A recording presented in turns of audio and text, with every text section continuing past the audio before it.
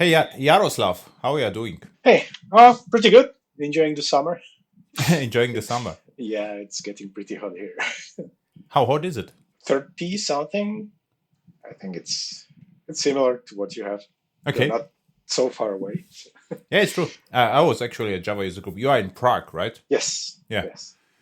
Similar weather. Now to the more important things. What was your first computer? My really first computer was the thing you could cut out from paper. And then you were pretending you were the processor. So Oh, yeah, I'm from the East Bloc, So hmm that's it was quite difficult to get a computer. So hmm I was able to get this. Then What was it with the paper?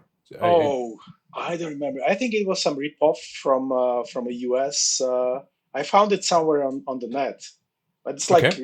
you can just cut it out from the schematics and then you glue it together and then you pretended you had like keyboard, but you were moving the registers around and writing the instructions. So, but that was my pretend But it was computer. without power, right? It was like Yes, set papers. But this sounds interesting, actually. yes.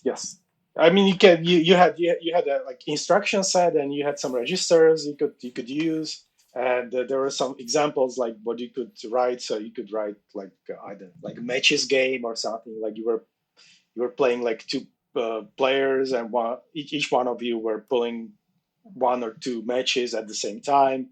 So you had to keep track of the stag and like who pulled the last match, he, hmm he lost. But it was So everything on paper, right? yes. Okay. Oh, this is actually the most the most interesting computer story I heard so far. So, but okay. And what was the next one where you could actually could have power? So something. Yes. Yeah, a real one. So my own powered computer was Atari 800. Wow, wait, 130. So I was the 130. And just advanced. know the 800 XL. This was the Yeah. small. Yeah. And 130 was instead of 64 kilobytes, it had 128 kilobytes. You could switch the upper 64 kilobytes as an extra memory bank. Well, it was split into 16 kilobyte banks. So you could like load more advanced games into that, or you could have it as a RAM disk. So you could. So the 130 was successor of 800. Uh, yes, I would say so. It was almost the same hardware, Okay. like the same video, everything. Just the memory was improved. Okay. And what you did with it? Well, of course, I played games, Mhm. so I started with that, Which was and the then first game you loaded? You remember? I think it was Boulder Dash or Bruce Lee, either of them. I hmm don't I don't remember now exactly. hmm Boulder Dash, yeah, Boulder Dash was with the. It was in the mine, right? The Yes, with diamonds. yes, with Oh diamonds. yeah, It's exactly. like nice music, hmm and Bruce Lee was actually cooperative. Like you could even play the games, but it had split screen. And it was fun. hmm And then I started like yeah, I got my hands on some Xerox manuals for hmm basic, and then for some like memory layout and examples for hmm doing the tricks with colors and Pick and poke. uh, peek and poke. Yes, exactly. That was it. And yeah, I spent a lot of time doing that, and then I started writing other stuff. Like I Yeah, figured Yaroslav, out. why Yeah. the Xerox manuals were compatible with Atari? No, I meant Xerox, like because we couldn't get like original Ah, you copied manuals. this. You copied this, So right? yeah, I Ah, bought it okay, I from understand from it. some Okay. guy who yeah, Yeah, so yeah, he got yeah, it from yeah, yeah. somewhere else. So It was so it just was copied, and it cloned. was yeah, it was not complete. It was just some excerpts. So you had to put things together and hmm figure out. And I wrote my own like drum machine on Atari. That So it's cool. And yeah. what was the input like? What you had to do to have drums? Is all like text input or how you Um, control that? that was if you are familiar with the trackers, like you could put yeah, it was kind of textual, but you could put the marks hmm at the tracks, and you had like bass drum, you had snare, you had the hmm hi hat. Well, all of those they were like simulated with the sound synthesizer which was available at Atari with some noises. And you just wrote the sequence, and the sequence was read with certain tempo. So you got at the end, and it was possible to save it to tape, of course. So you wrote these sounds by entering a sequence or of yeah. So I wrote the sounds by modifying the noise generator. Basically, I was just playing with the different parameters till I was satisfied that the sound was similar to what I was expecting. It was very electronic 80s, Yeah, but Jean-Michel Jarre. Yeah, or Kraftwerk or something. Kraftwerk, exactly. Yeah, and this was like very popular mode of writing music. For example, on Amiga, where you had, I think this was Octamet, what it's called, where you had like slots which were moving in time, and for each slot you have several channels which you could put there. So that, yep. So you were fascinated by music, by sound, basically. By sound, yes. I was trying to. I had a book about some audio engineering, and I found there like you can represent any sound as a signal, and then you can sample it. And I was trying to do this on this 8-bit computer. It was a bit futile. Yeah. Yeah, and what happened? So you stopped doing that, or what was your next project? Or yeah, I did this. I was playing with this. I was running my drums for a while, and then I decided to create a database. I didn't know it was called database at the time. I just wanted to store like my nodes and everything, and addresses, and have nice tech UI, which was limited by by the graphical modes or text modes of the Atari at the time. So I came up with something which was very fairly similar to TurboVision much later on. So I had all these windows and menus and everything. So I was playing with that. I was just trying to. You did it from scratch? Did you use the interface? Yes. Okay. Yes. There was nothing like for the 8 bits. Like you started with the ROM basic, and I did. I was at the time I was programming basic and turbo basic. It was pretty improved basic. How much time you spent programming? Almost all my free time. Okay. And you played the games or just programmed the entire time? In the beginning, I played games more, and then it's like programming was I don't know 90% of the time, maybe more. I was just most of the time I was programming. I was just trying different things. I did the platform game.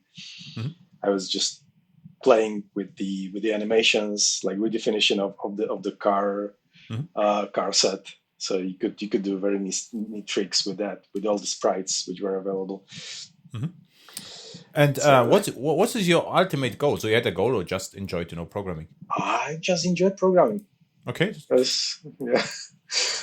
So what you did remarkable with the Atari, or what was the next step? So you bought another computer. What happened then? I'm just curious. Yeah. Well, then I got Atari. Another Atari was 1024. So it was like big one, 16. The ST? Was it ST? Yeah. ST, Okay. ST, yes. And with that, I started using it for my school projects, because you could actually get a Pascal compiler, also like C and all this adult languages. So in the meantime, I started attending high school. It was we call it gymnasium. It's like it's the same in Germany. Germany's gymnasium is like Yes. There was a high school. I think it's a Realschule. It's like a little bit lower, and gymnasium is more challenging a bit. So I was in my mathematical physical class. I really wanted to go to computers, because there was like special class for computers, but somehow they decided that because of what I did before in my basic school, I should go to math physics. So I was a bit unhappy, but we still got a lot of computer science. Let's say like we could do stuff with computers. Okay. When was it? Which year, roughly? Roughly 1990 something. I started gymnasium in 89, So Okay. it's a long time ago. Yeah, but almost before Java came, right? 1995 was yeah, Java, so it was not that far away, I would say. yeah. So Java, I Yeah, but get. what did it's cool with it. So you had Turbo Pascal and C, and what was your next big project or the big thing you did, Oh or bigger, well, or what you did at for all? It's just on again, I did some game. Well, these types of games nowadays they're called that it's a clone of Bejeweled or something where you need to shoot a ball somewhere and then Mhm. you need to. So I did something similar, but it was like five in a row. Mhm. You had to shoot a ball somewhere. Then if you matched the color, then it just disappeared, and then you could. Okay. So I didn't know anything, so I started programming this. I think I did this in the C, and for that also I went back to the sound. So I was working on a player for the sampled sounds. So I was sampling my sound somewhere in the kitchen sink, and But then this is math, yeah, right? So I would say the yes, sampling is a really hard stuff, I would say. yes. Well, I don't know. I did it.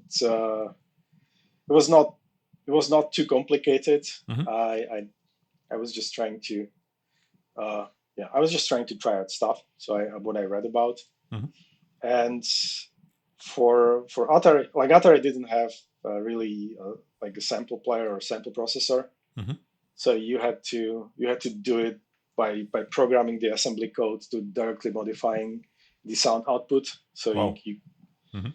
you were actually sending the level values to the sound output. So, and then I spent this, and then school.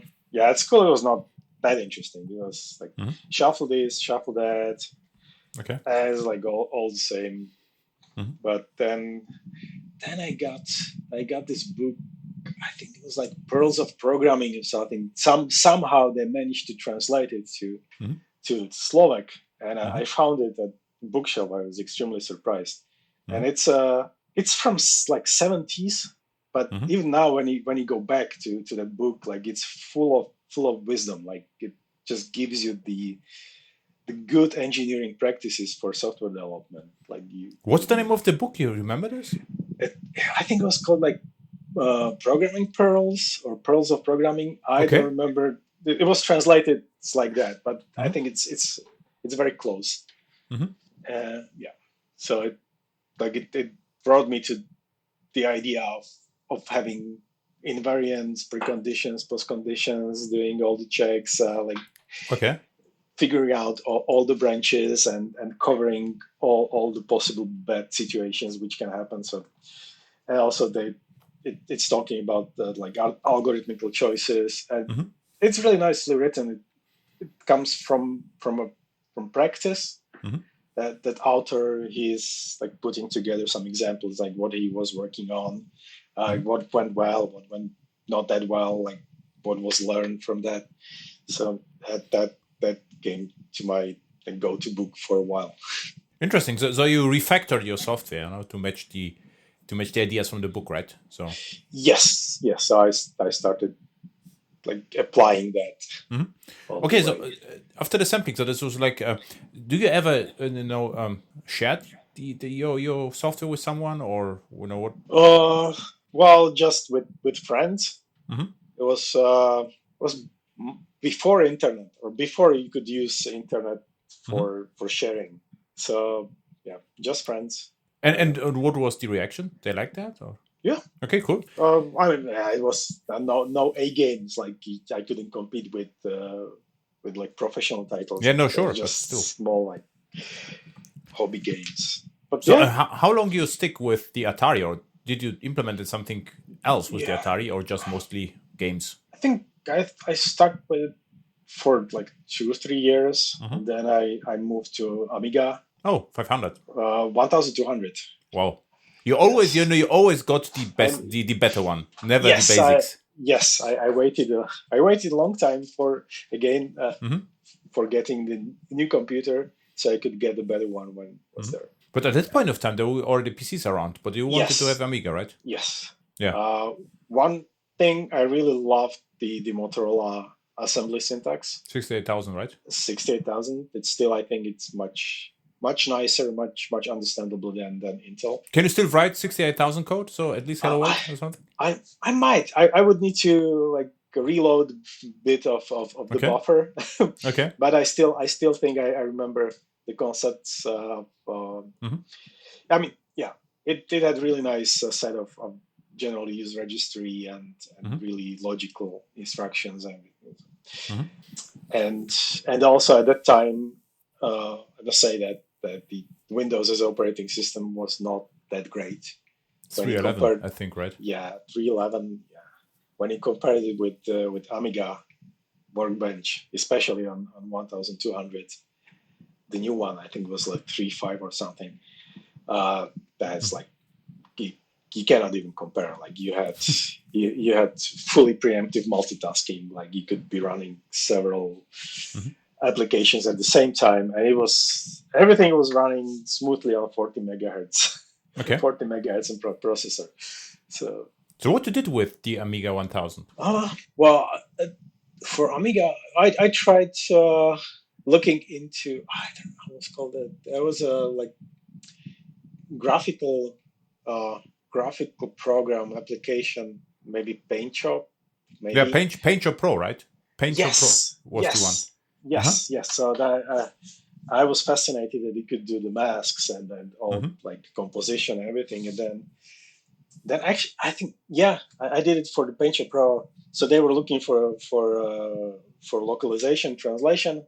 So I also volunteered for that. So I think I did a few more projects. Like it was pretty easy on Amiga OS to do translation localization because you had like external bundles and they were pretty editable. So I was contributing to this. I learned English good enough to translate from the original into the local. And what else? Yeah, I was using it for schoolwork. So it became a bit cumbersome after a while because everybody was using PC, but still I could do it. And also I went out to try and create a game. This time it was supposed to be RPG. So I had some trivial engine for moving around, in the dungeons. It was not like smooth movement, but it was I did like animations for approximations, so where you were turning and you were moving forward. There were always several steps, so it was not like the old Dungeon Master where you had like step. And this was more of a summer project, so I worked on it with my brother. He was creating the graphics. I was writing the soundtrack music and the engine, and then we went out and we sampled a lot of sounds for that. But after that, my Amiga died. Something happened. Okay, you know what? That would be interesting. What happened? No, just I couldn't start it. So there's something electrical happened, and that was the end. And then I was close to finishing my university at the time, and then I departed to real life. So and at the university, you learned some new languages or well, I learned Informatics 4GL. Wow, this is unusual. Okay. Yes, so we had one semester which was focused on Informatics 4GL, and C++. That's something I wanted to. So I spent some time doing C++, and then just like the basics of the computing. So I had a semester of like database engines where we were writing a database engine, like relational database engine to be precise, from scratch as a semester project. This is not bad.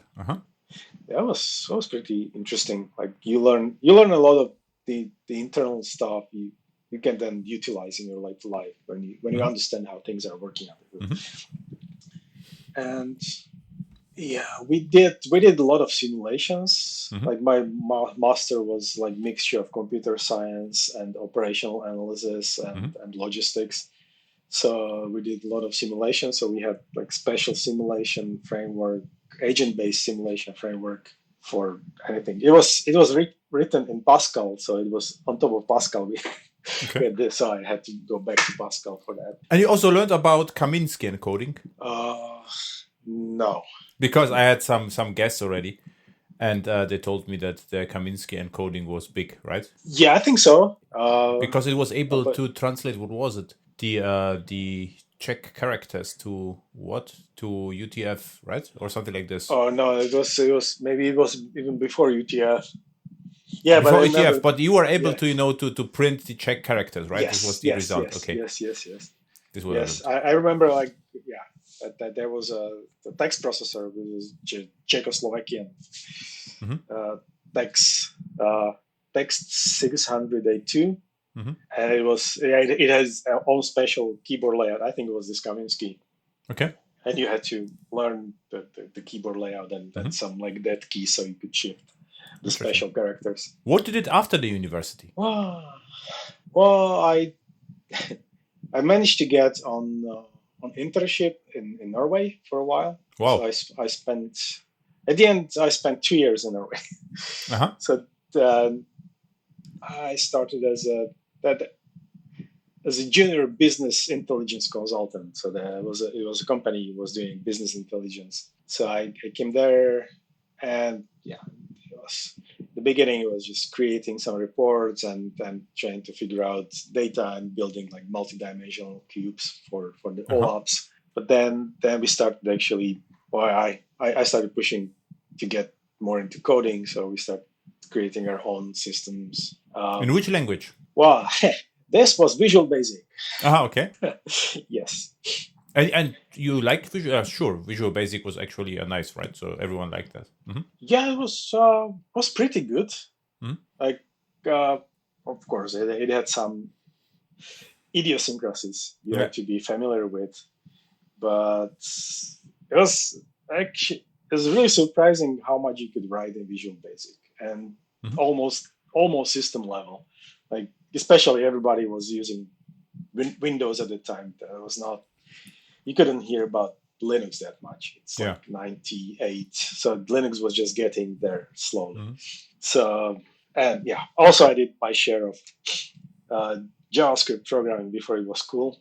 We had some web application which was supposed to be DHTML with JavaScript. So since those times, I really don't like JavaScript that much because I still remember the pains, especially the browser differences. Yeah. Had to ask for user agent back then, right? Yes. So which browser it is and so forth. Yes, and then you have to write like big chunks of the code which are directly focused on the browser. But I think these are all things.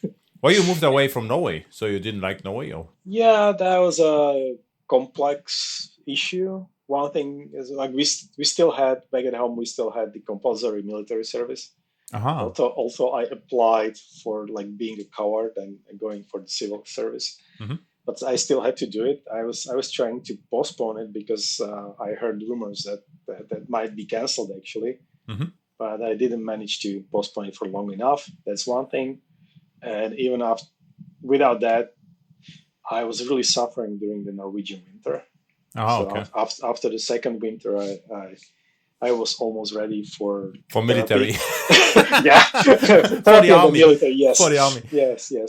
I mean, all other things were really good in Norway, but when the winter hit and you have like 3 months without any sun, just darkness. No sun microsystems. No sun microsystem. It's a little difficult. But the main reason was my military service interdicted with that. Okay. So you moved back. And by the way, where you started, in Prague? No. I studied in my old like hometown, small one. It's called Prievidza. Okay. There is The only interesting thing is that very close to that town is, I think it's the most famous castle in Slovakia. It looks very fairy tale-y. It's called Bojnice. So usually you will see it on the postcards, and it's like, yeah. So is it close to Bratislava or? It's like 160 kilometers. Oh, okay. I mean, Slovakia is tiny, so everything is close to Bratislava except Okay. the eastern part. But Okay. yeah, this officially it's called like Central Slovakia. Okay. Cool. So you moved back, went to army, right? So I think there was no computers in Yeah. army or the. I did the civil service. So Okay, civil I service. was, Sorry. Mhm. yeah, I was taking care of the network system in a regional culture institution. It's called. It's basically it's the culture center where all the theaters and concerts, everything is happening. Okay. So during the socialist times, it used to be like concentrated. Like you had to have this special building where you can have all these things happening, and the building is still there. So now it's just being utilized, and I managed to get there to do my civil service. So network administration. So interesting. Was it already IP available? I think it was, right? yes. So you use NetWare or? Yeah, I think they had Novell? network. I think they had network. I think. Yeah.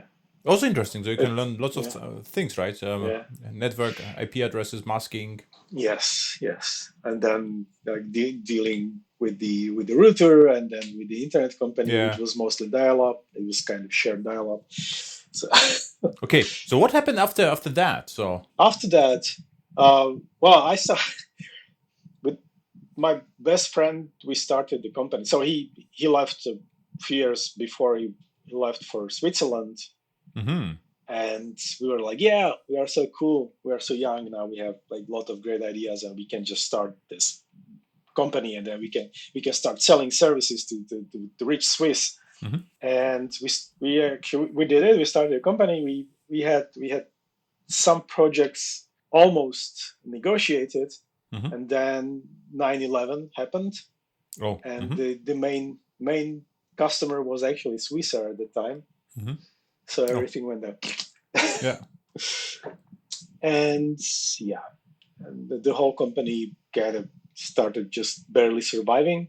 And it was not really getting better. So after a while, I had to pull out and find something else. So first I tried Netherlands, where acquaintance of mine from the university, he moved there I think 5 years ago, and he was looking for some other people to join. So I spent there 2 months, but I couldn't find any accommodation. It was terrible time to find accommodation there. So after 2 months, I just decided to leave Netherlands. Well, and I tried Prague, and that was like 2002, if I remember correctly. And since then, I've been in Prague. So and when you started with Java, so was it the first time I did something with Java was 1997, I remember. So I was doing like summer internship in Manchester. So they used to have like visualization center, and they had this project for summer where they wanted to utilize all the power from all desktop computers to run the visualization software, basically. Because they figured out that they had like hundreds of desktop computers sitting there doing nothing during the night and during the summer. So they got the idea to write applet, which will download chunks of data, something like SETI, chunks of data, and process it and just send it back. So honestly, this was not exactly my project.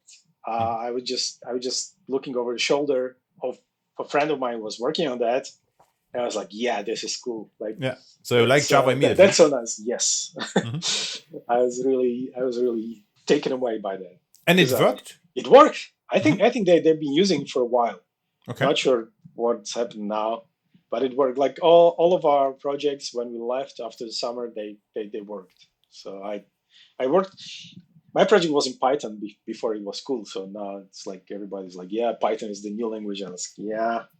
I was already writing Python in like '97. This is what I actually remember. So I did so I started Java from the beginning, and I did Java only. But I get constantly questioned why you're not using Python at the beginning. It's like, yeah, because I'm using Java, right? So, but Python was always around, so it is actually, I think, even a bit older than Java, right? Yes, I think so. Yeah, I think Python has to be, because back yeah, then there were already Python, fan boys in my case. So there was no yeah, Python fangirl, but multiple fanboys who just wanted to convince me to use Python instead of Java back then. yeah, exactly. Yeah. So and would you did any stick with Java since then, or you moved to other languages, or why? No, I was well in the startup company we started, which went kind of bankrupt. We used Java, so Cool. we were using Jahia. I think it was like content server. So we were programming Java for that. I really got into Java, and I was this is my cup of coffee. Yeah, cool. Yeah.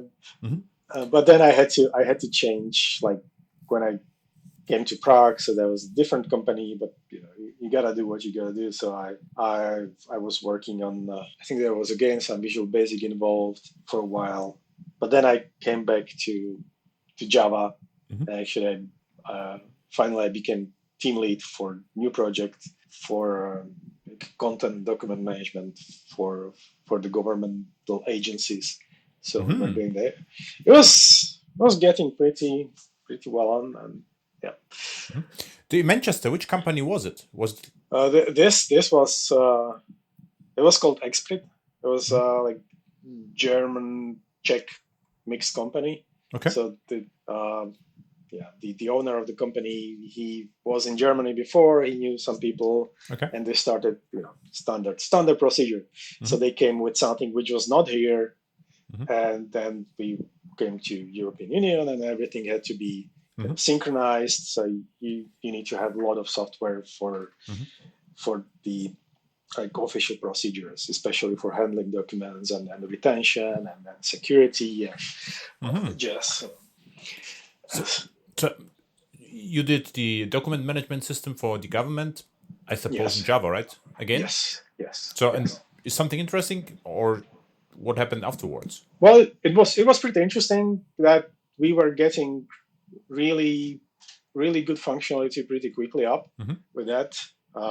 Which technologies you used back then? Was it plain Java? You wrote everything from scratch, or it was Tapestry actually? Okay.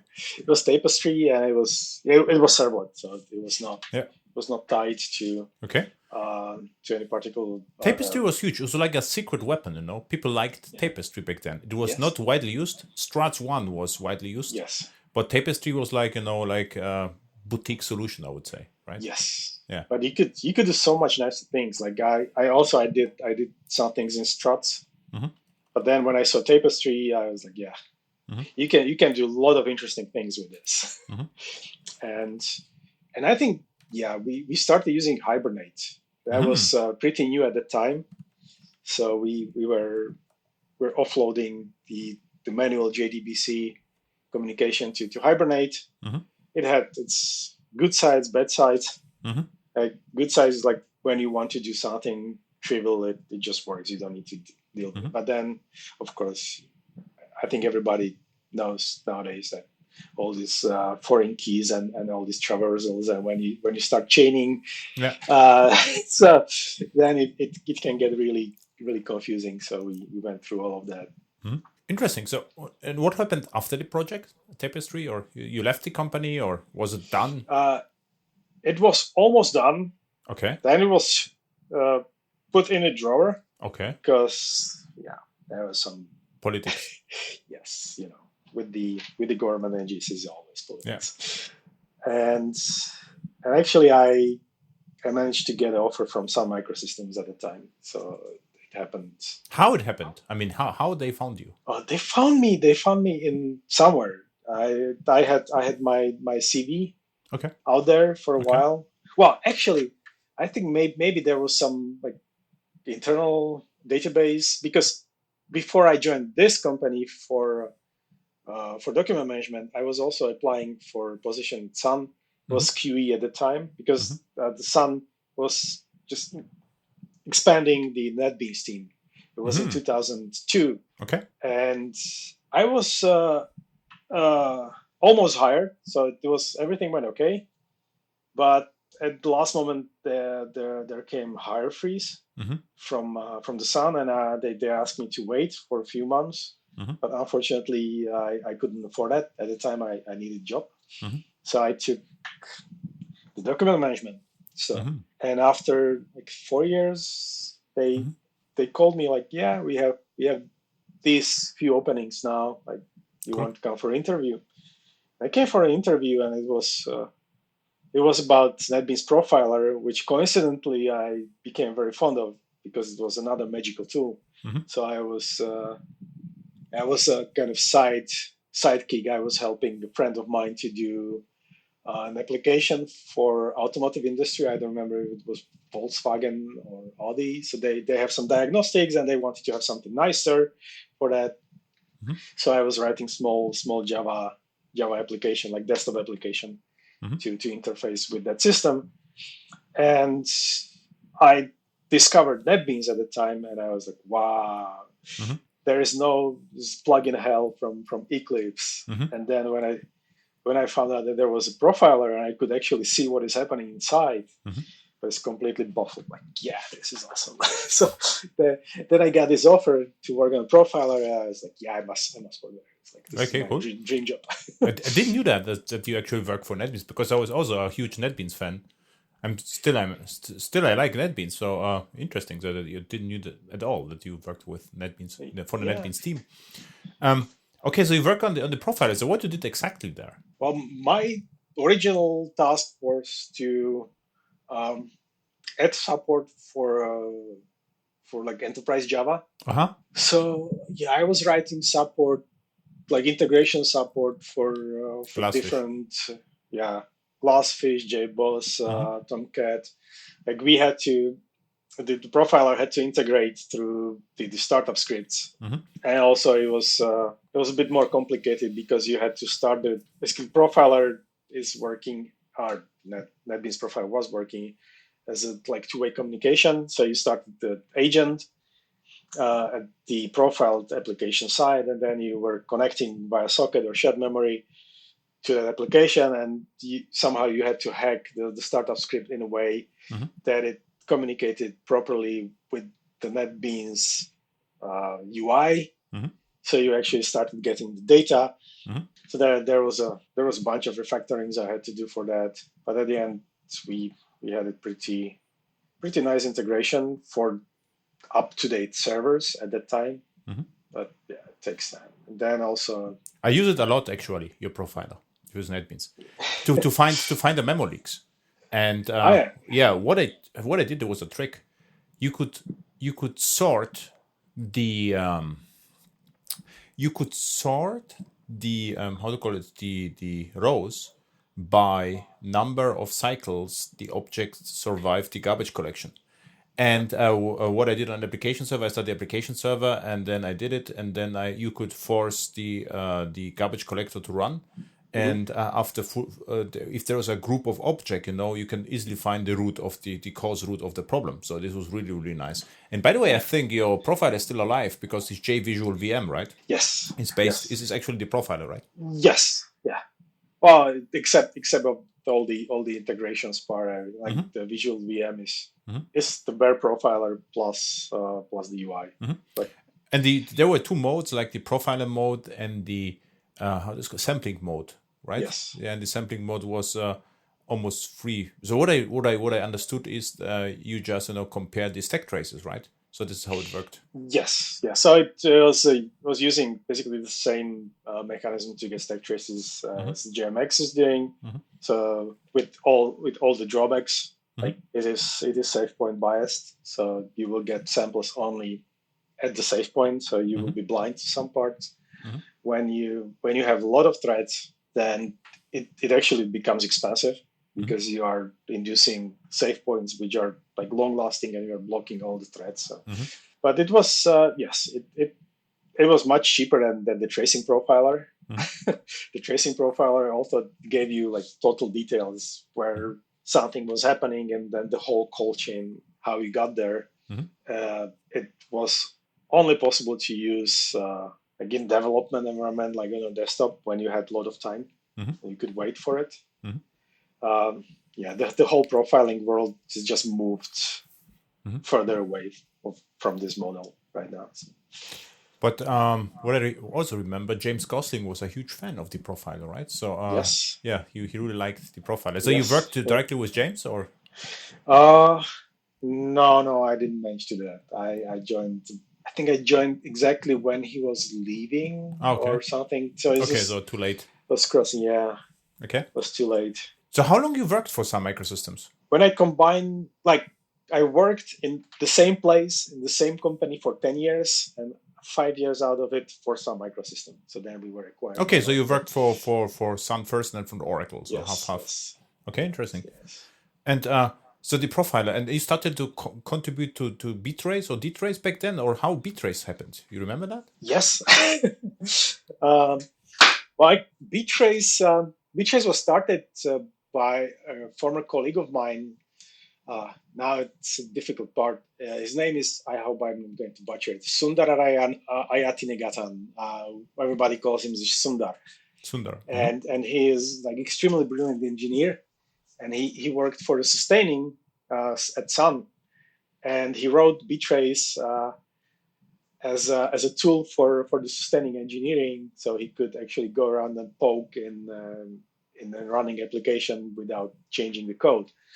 And but DTrace was already around, because what I remember, yes, this BTrace was announced at Java.net, and I said, this is incredible, actually. And I always ask myself, what is the relation to JVisual VM back then? And I knew DTrace because of Solaris, right? So it was an integral part of Solaris. Yeah. So he did it to better debug the applications, or what is the idea?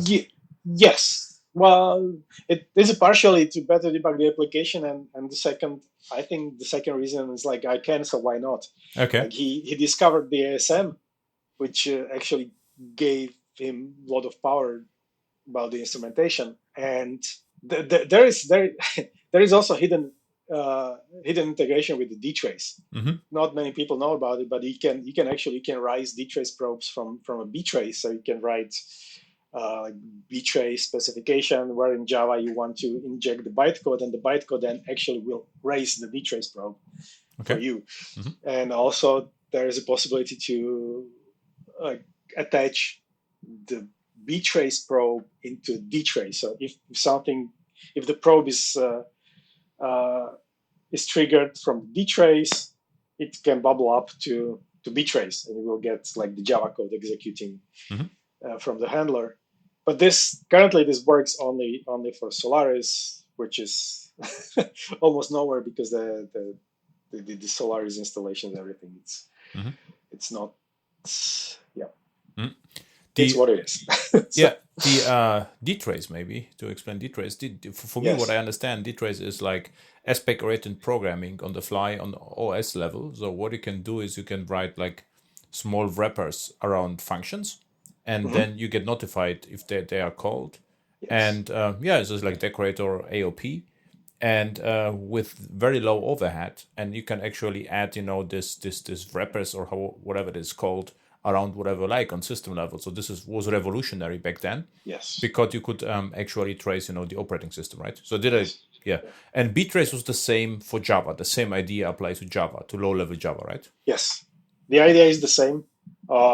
Of course, the cost is slightly higher because of all the drawbacks of doing bytecode instrumentation, that you will retransform from classes, then they need to be deopted. They need to go through the cycle of like profiling and compilation. But apart from that was the same idea, like very lightweight way how to like introspect the application while it's running. And you were from the beginning. You contributed from the beginning, so you were. Yes. Well, I think so. like I found like how this happened. So we went to, it was like 2007 if I remember correctly. We went to California with Tomáš Jurka, Jirka Sedláček, the authors of Visual VM. So we are like NetBeans profiler team, and we went to California to meet with the serviceability team and to start working on Visual VM. And at the time, I think I met Sundar and he showed me this BTrace, and I really loved it. Like, because in the NetBeans profiler, the way we did the class transformation was in native code, and it's very involved and complex, and it was very difficult to do to add new functionality. When I saw what you could do with BTrace, I just immediately jumped on that, and I started helping out and coming with the ideas. And after a while, like Sundar moved to different areas. He started working on the Nashorn project. Everything. So he kind of phased out BTrace. He was not that interested in that project anymore. I just took it over, and I've been maintaining it since then. It's still active, BTrace. It's still active. Well, it might not seem so, but when I have some free time, I go there. I'm trying to fix bugs. So when bugs are reported, I'm trying to find the time to debug and fix. For new features, it depends. Like when I have a phase when I'm like totally enthusiastic and I come and create new things, then there might be some new features there. Sometimes it might take a half year, and I just like real life is coming in the way. But is it still usable for people? So is it used a lot? Yes. or well, I don't know if it's used a lot. I mean, I can see on the GitHub that there is still traffic going on. It's like 300, 400 hits a day. So it's not like high traffic, but still people are coming there. The project has 5,500 stars. So that's something. Which is extremely good for Java. But I'm not getting that much like user feedback. Might be partially because it seems like 90% of all the users are in China. Maybe they are not. I don't know. Just it's difficult to get the feedback from them. And I noticed that they seem to be using this in Alibaba. Just like inferring from the sites which are from where they're coming to the GitHub repo from the public information. But yeah. Okay. So what we could do, I could, if you like, I could invite you back and we can talk just about BTrace. So how to do, and Hello World with BTrace. Just walk through, how to, if you're interested. Yeah, sure. That would be awesome. I mean, this is one side which I'm really omitting. I'm more into coding than doing the tutorials, and then it's difficult to show people at what they can do with that. Yeah, just walk through, because it's really interesting technology, and it's also interesting to talk about the patterns. We already mentioned AOP and Decorator and what it can do, and I think it could be fun. And maybe listeners that they are interested, maybe they will use BTrace more, and you get more contributions. Who knows? Maybe. I managed to catch. Well, maybe he managed to catch me. I had a nice chat with Nitsan Wakart just recently. And he was also mentioning that it would be cool if BTrace was kind of revived. So he has some ideas like how we could make BTrace to be nicer to use. So let's see. Okay. So maybe to close the loop, what happened after Sun Microsystems? Shows that. So Sun Microsystems, Oracle. You spent time on Oracle. What happened after Oracle? Oracle, or what you did at Oracle time? Something changed? Well, there were some changes. At one time I wrote like refactoring and language support for XML JavaFX script, if you remember. Yeah, sure. Not the JavaFX API. No, I've wrote a book about JavaFX script. and then it was cancelled. And my book was already almost published, and they asked me now what you should do. So okay, then we've also canceled the book, no problem, right? Yeah. So cool. Yeah, that's so I did this. So we had really nice like cross-language support. You could do like find symbols, refactorings. And you did it at Sun time or Oracle time? Sun time, I guess, right? I think it was still Sun. It was just at the end of the Sun time. So you started with JVisual VM in Sun Microsystems, right? Profiler. JVisual VM NetBeans Profiler. So yes. And then it was stopped the work, or why you changed the departments in Sun Microsystems? Yeah, it was. I was just moved around because JavaFX got the top priority at the moment. Mm-hmm. So from Sun the profiler to JavaFX, so this was like Sun. Yes. They got more attention by management. So, okay, just now do JavaFX now. Mm-hmm. Yes, it was interesting. Like I learned quite a lot about all the like tokenization and abstract syntax tree processing we had in NetBeans, like much deeper than I knew before, because I didn't need it. But yeah, then it was canceled, as you said. So, okay. And after that, I don't know. I think I was thrown onto some like mobility, like Java Mobile maintenance for a while. And then maybe Karol Harles? Yeah, Karol Harles, like, yes. Yeah. Yes. I had also an episode with him because I met him at the conferences. Yeah, Karol was a nice guy. We had a chat about mobile Java and NetBeans. And then I was considering to leave Sun Oracle because I didn't feel very satisfied with what I was doing. And suddenly I got an email from, I think it was Karen Kinnear from JDK, from serviceability. She was from Runtime, and just asked me whether I wanted to join the JDK serviceability team. That they saw the BTrace, and we should be working more on that in JDK. So I joined JDK serviceability team. Unfortunately, we didn't do anything for BTrace, but still, it was pretty good experience. So. Okay. Yeah. So.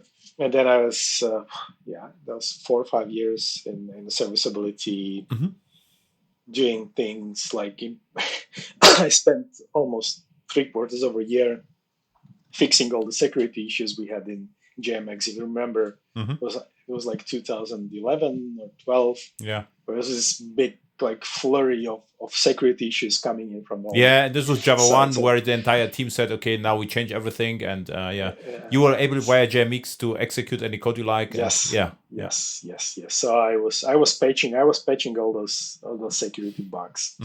So, and then I started working. I was mostly in charge of JMX, of course. Okay. That time. So I prepared like JEP for JMX2. Okay.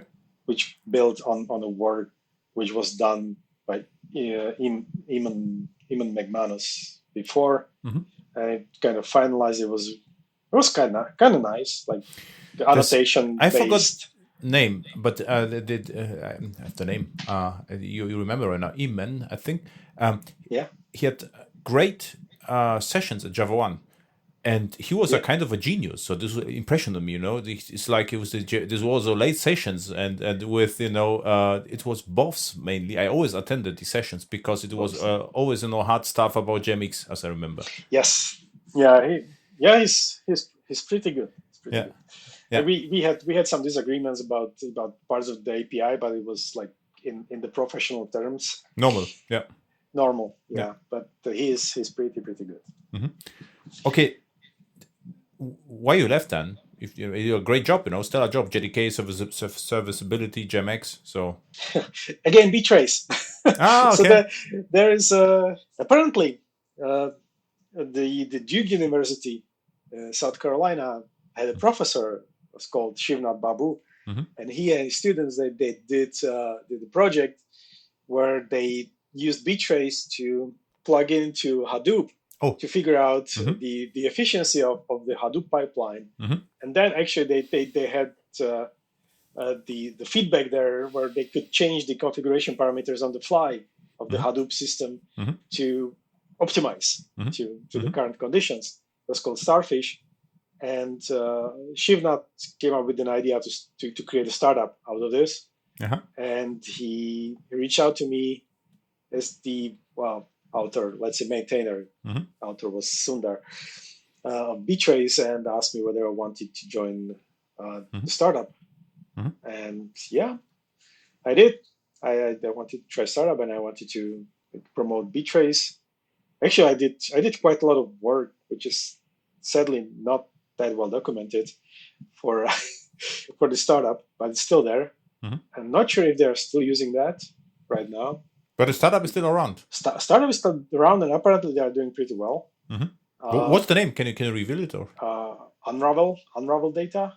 So they're still focused on like big data and cloud cost optimizations. Okay. And yeah, the only thing is like now I'm working for Datadog, which is how you transitioned from the startup to Datadog. I burned out after 4 years in the startup because the startup is located at the Pacific coast, so it's West Coast, so it's like 9 hours time difference. Okay. So after a few years, I was completely wasted from that. Okay. So, and then, fortunately, Marcus Hirt. Okay. He sent out tweets like, I'm starting cool secret project. You want to work for me? I was like, yeah, for Marcus, definitely. So Marcus Hirt, I think he came from JRocket, right? Yes. And also another kind of a genius, or he works on low level optimizations on the JRocket, right? Yes. He is very multifaceted guy. Surprisingly, he's excellent piano player, even though he doesn't admit it. Well, he says he can play piano, or maybe I'm just atrocious musical connoisseur, but I really loved when he played. Okay. So, and you joined the project, the secret. Can you reveal which secret project it was, or? Oh yeah, that surprisingly, it's Profiler game. Okay. So we started Profiler. So Marcus got backing from the Datadog for a new project for the Profiler, which is production always on Profiler. It's called Continuous Profiler. And I put together a group. I think when I joined the team, we were like 5 people. Now, last time I counted, it was 25 or 30. So it grew up a lot. And you are still doing Java now? I'm still doing Java. I got stuck in Java, so I'm going deeper and deeper in Java. So this is great. Was always my plan, to have more fun with Java. And is the profiler usable outside Datadog, or what? Can everyone use it, or what, is it a closed system, or? You can use it. Like we have profiling agent. Well, it's even more complicated. So we are using JFR, which is coming with JDK, right? So Java Flight Recorder, right? Yes, Java Flight Recorder. You can just turn it on, and there is no magic. Then we are adding a bit of magic. Just very tiny, because most of it is based on the work of Andrei Pangin and Async Profiler.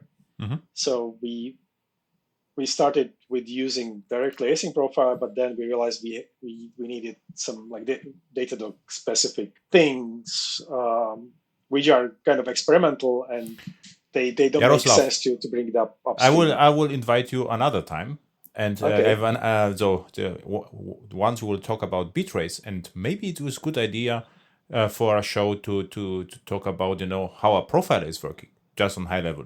You can talk. You don't have to talk about Datadog, specific stuff. We can talk about the NetBeans profiler, for instance. What are the challenges? How it is working? How to profile applications maybe effectively. And we can use the Datadog profiler or whatever profiler you like. So I don't care. So just know, I think it could be really interesting for the listeners, because we never had a show about profilers. Oh, sure. Yeah. See, not now. Next time, because now we are. But this is getting more and more interesting. So, you did some magic. Because can I buy the profiler or no? If I would like profile something, I know there was Optimize It back then. There was Perform Assure. There was Citraka, as you remember. There was a NetBeans profiler, JVisual VM. There is the JMC, Java Mission Control, which is kind of profiler, I would say. now there is a Datadog provider, so profiler can. If I have my small Java application, could I use Datadog to profile it? You could, but it's not the best use. Okay. Like the Datadog profiler, the most of the functionality is in backend when we're stitching all the data together. Okay. And it's focused on like cloud deployments when you have many instances. Okay. You can do like statistical analysis on that. So if you're a cluster node of 4 servers, so you can aggregate the data and have the aggregated view, which makes things in production. Okay. Yes. And you're still working on it. I'm still working on it. Still things to add, to improve. Yeah, so pretty cool. So Java is pretty successful. So Datadog, Datadog is a kind of startup. I mean, it's older, but it's kind of.